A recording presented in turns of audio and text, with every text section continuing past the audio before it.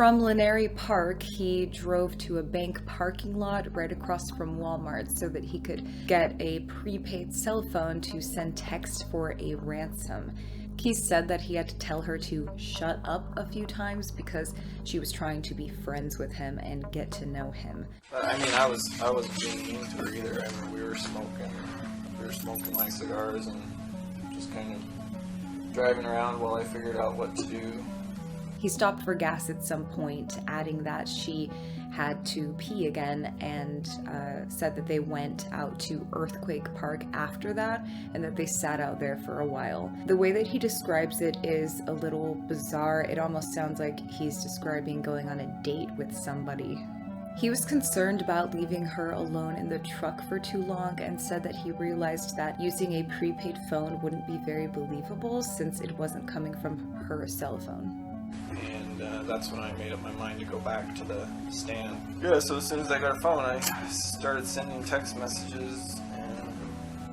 And that was another question I had. Why did you respond to the text messages? One from her boss and one from her boyfriend? To make it seem more believable.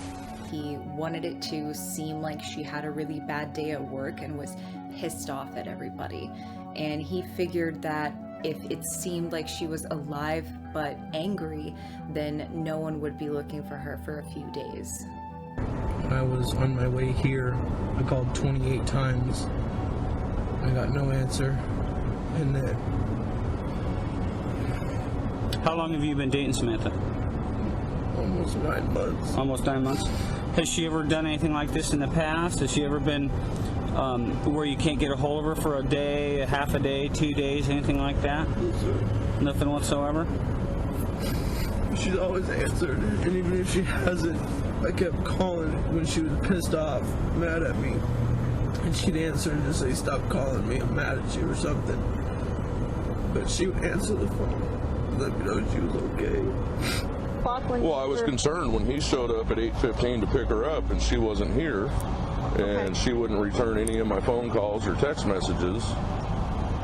And I think at 11:55, he got a text message on his phone saying, you know, "F you, asshole, I know what you did," or whatever, and "I'm going to stay with some friends for a couple days, let Dad know," and that's not her. Yeah, after I got the cell phone, I didn't waste any more time driving around town. I think I pretty much sent all the texts and staked out an ATM to go to later. When they finally got to his house, Keys left Samantha in his truck and he told her that he was going to need her debit card for the ransom. She didn't actually have one with her, and in fact, the only card that she did have was a shared account with her and her boyfriend Dwayne. She told Israel that it was in her truck, which was parked at her house. Keys said that he got the address from Samantha along with her PIN number for that card and that he headed over to the house. Keys left Samantha in his truck, and he took Kimberly's Nissan to drive to the house to get the card, and then his plan was to stop at the ATM that he had staked out on the way home. He parked a ways down the road, and then he walked over to Samantha's truck and opened it, and he began going through her wallet when the front door of the house flew open, and Dwayne was actually standing there in the doorway. I saw someone in her truck at 3 o'clock this morning. In her truck? Yes, sir. At home? Yeah. Okay, what'd you see there? I opened the door at about 3 o'clock to check if her truck is still there, to see if she came and got it and just left. But her truck was there, and I went outside and I was in my slippers and my robe, and I went up to the gate at the house, and when the guy saw me, he was in a black ski mask, wearing all black clothes. It looked like he had gloves on. I could not tell if he was white or black or whatever. Couldn't tell his ethnicity. But he had the keys to her truck because there was no damage. Did you say anything to him? I said, "Can I fucking help you?"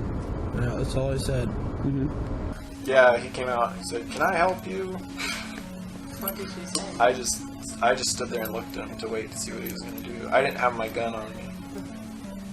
But you I had my knife, and I was waiting for him to see if he would like run to me or something, or trying. He seemed like he was uncertain of what to do, and then he just turned and ran into the house. And I figured he was going to call the police, so I figured I had a couple minutes, so I just ran to the car and got out of there before he could come back out. He went up running towards McRae. Okay. And I got my dog out there and started going up the road, and there was you just... didn't think the police would help? Not really. I mean, your daughter's missing. Some strange person's in the car. They take off running when you confront them. You don't think that the police would come help? Maybe, you know, sure, you probably would. But like I said, I went up the road trying to find the guy and couldn't find him. I had my dog out there. She couldn't find him. My daughter has only been missing for a few hours. And as far as I know, 24 hours, you guys ain't going to do anything.